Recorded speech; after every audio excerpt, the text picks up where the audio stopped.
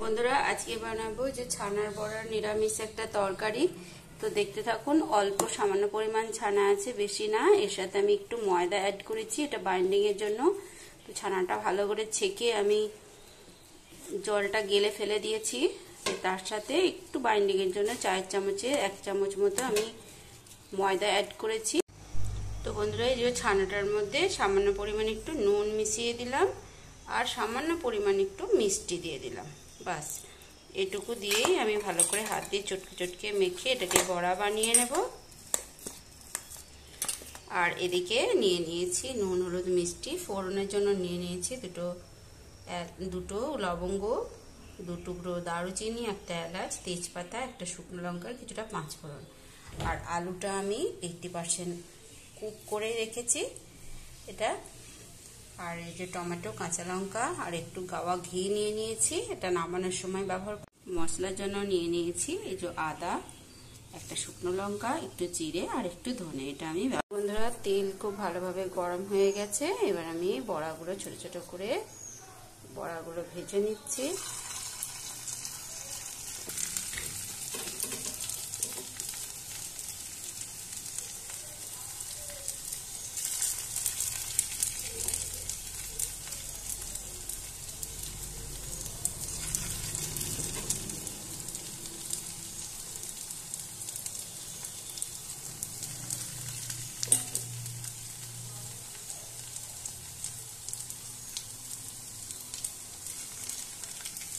বন্ধুরা বড়াগুলো যে উল্টে নিয়েছি, এবার 2 পিঠই ভালোভাবে ভাজা হয়ে গেছে। এবার আমি উঠিয়ে নেব।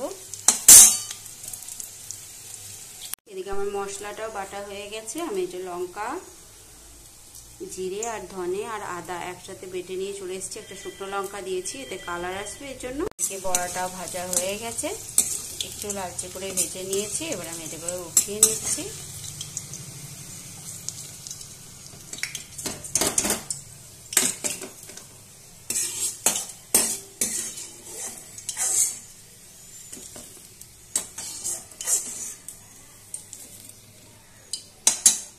তেল রয়ে গেছে, আমি কিছুটা তেল উঠিয়ে নিচ্ছি।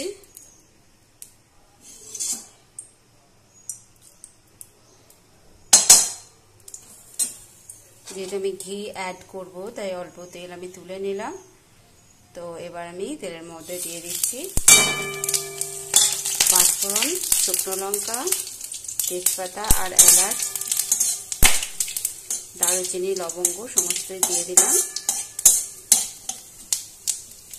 যেহেতু তেল গরম আছে তাই ফোড়ন সঙ্গে সঙ্গে ভাজা হয়ে গেছে।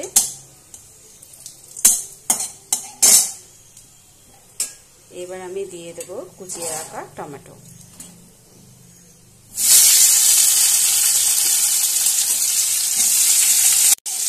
এবার আমি টমেটো কুচিটা দিয়ে কিছুক্ষণ নাড়াচাড়া করে নেব।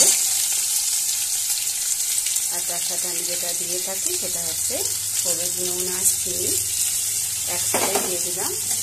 তো এটা নিরামিষ তরকারিগুলো আমি একটু মিষ্টিটা দিলাম, আপনারা চাইলে এটা অ্যাভয়েড করতে পারেন, কিন্তু দিলে খেতে খুব ভালোই লাগবে।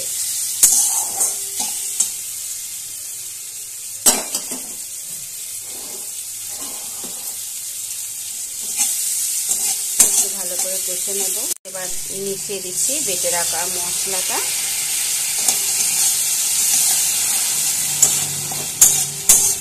আবারও খুব ভালোভাবে একবার কষিয়ে নিচ্ছি। বন্ধুরা মশলাটা ভালোভাবে কষানো হয়ে গেছে, তেল ছাড়তে শুরু করেছে। এই পর্যায়ে আমি আলুটা অ্যাড করে দিলাম। তো আপনারা চাইলে এর মধ্যে ভাজা পটলও দিতে পারেন। যারা আলু বেশি খান না তারা এটা পটল দিয়েও করতে পারেন। এবার দিয়ে দেব মশলার বাটি ধোয়া জলটুকু। আবারও ভালোভাবে কষিয়ে নিচ্ছি।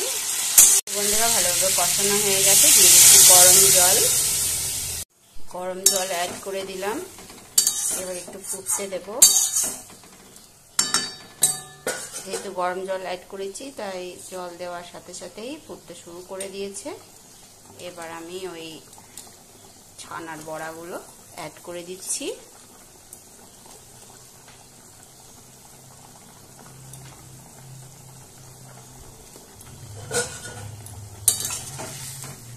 তো ছানার সবসময় মিষ্টি রেসিপি বানিয়ে না খেয়ে যদি এভাবে তরকারি করে খাওয়া হয়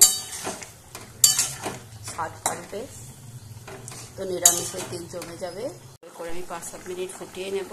বন্ধুরা আমার কিছু হয়ে গেছে, তো ছানার বড়াটাও সিদ্ধ হয়ে গেছে আর আলুটাও, তো আমি একটা আধা আলু গেলেও দিয়েছি। এবার সর্বশেষ উপকরণ হচ্ছে একটুখানি ঘি,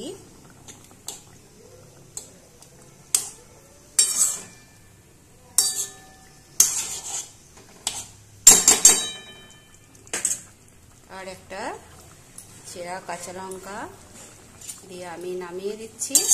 তো গ্যাস বন্ধ করে দিচ্ছি, তারপর আমি আবার আপনাদের সাথে শেয়ার করছি, দেখতে থাকুন।